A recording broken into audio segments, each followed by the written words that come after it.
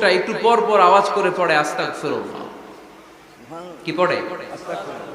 আটা দিয়ে রুটি বানায়, পড়ে আস্তাগফিরুল্লাহ। রুটির খামির বানায়, পড়ে আস্তাগফিরুল্লাহ। খামিরগুলো দলা বেঁধে গোল গোল করে সাজিয়ে রাখে, আর কি পড়ে? বেলুন দিয়ে এগুলোর বলে চুলার ভিতরে ঢুকায় দেয়, আর কি পড়ে? কেউ রুটি কিনতে আসলে তার হাতে রুটি তুলে দেয়, আর কি পড়ে? টাকা দিলে টাকা নিয়ে ক্যাশ বক্সে রেখে দিয়ে কি পড়ে? শুধু পড়ছে আস্তাগফিরুল্লাহ আস্তাগফিরুল্লাহ। ইমাম আহমদ ইবনে হাম্বল তো অবাক, ঘটনা কি? এই যুবকের হলোটা কি? শুধু আস্তাগফিরুল্লাহ। তিনি হাদিসের কিতাবটা বন্ধ করে যুবককে জিজ্ঞেস করলেন, বাবা, আসার পর থেকেই দেখছি তুমি শুধুই পড়ছো আস্তাগফিরুল্লাহ আস্তাগফিরুল্লাহ আস্তাগফিরুল্লাহ, ঘটনাটা কি? কেন এত তুমি ইস্তিগফার করো?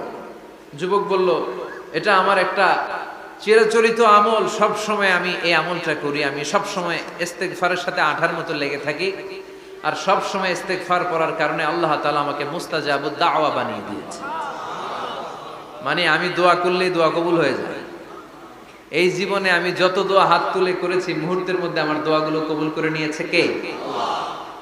শুনে তো ইমাম আহমদ ইবনে হাম্বল অবাক, বলে কি, আনতা মুস্তাজাবুদ দাওয়া? তুমি মুস্তাজাবুদ দাওয়া?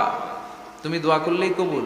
না, আনা মুস্তাজাবুদ দাওয়া। হ্যাঁ, আমি দোয়া করলেই কবুল হয়ে যায়।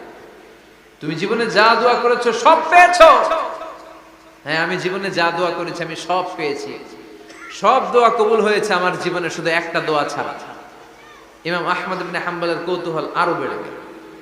সব দোয়া তোমার কবুল হয়েছে, একটা দোয়া কবুল হয় নাই, সেটা আবার কি? যুবক বলতে আরম্ভ করলো, আমার যে দোয়াটা কবুল হয় নাই সেটা হচ্ছে আমি আল্লাহর কাছে অনেকবার দোয়া করেছি, আল্লাহ শুনেছি এই জামানার সবচেয়ে বড় মুহাদ্দিস, তার নাম নাকি ইমাম আহমদ ইবনে হাম্বল। আল্লাহ, তোমার কাছে আমার আকুতি, তোমার কাছে আমার মিনতি, আমি যেন এত বড় মুহাদ্দিসের হাতে হাত রেখে মুসাফা করতে পারি আর তার কপালে একটা চুমু দিতে পারি।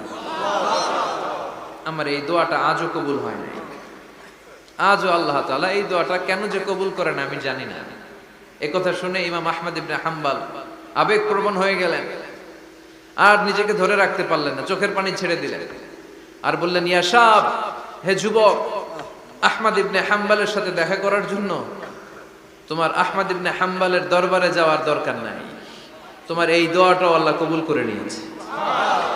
আহমদ ইবনে হাম্বল দেখা দেওয়ার জন্য তোমার দরবারে ছুটে এসেছে। আনা আহমদ ইবনে হাম্বল মুহাদ্দিসুদ দাহর, আমি হচ্ছে আহমদ ইবনে হাম্বল। যুবক নিজেকে ধরে রাখতে পারে না, চোখের পানি ছেড়ে দিয়ে ওই যুগের সবচাইতে বড় মুহাদ্দিসকে জড়িয়ে ধরে হাতের মধ্যে হাত রেখে মুসাফা করে আহমদ ইবনে হাম্বলের কপালে চুমুকে দেয়, আর আহমদ ইবনে হাম্বলের কাছে দোয়া চেয়ে বলল, ও ইমাম, রব্বুল আলামিন আমার জীবনের কোন দোয়া আজকে আর বাকি রেখে দেন নাই, এই যে এই দোয়াটা বাকি ছিল এই দোয়াটাও আল্লাহ কবুল করে নিয়েছে। এই দোয়াটাও কবুল, মুস্তাজাবুদ দাওয়া। আপনি সব সময় যদি ইস্তিগফারের সাথে আঠার মতো লেগে থাকতে পারেন, আপনি দোয়া করা মাত্র দোয়া কবুল করে নেবে কে?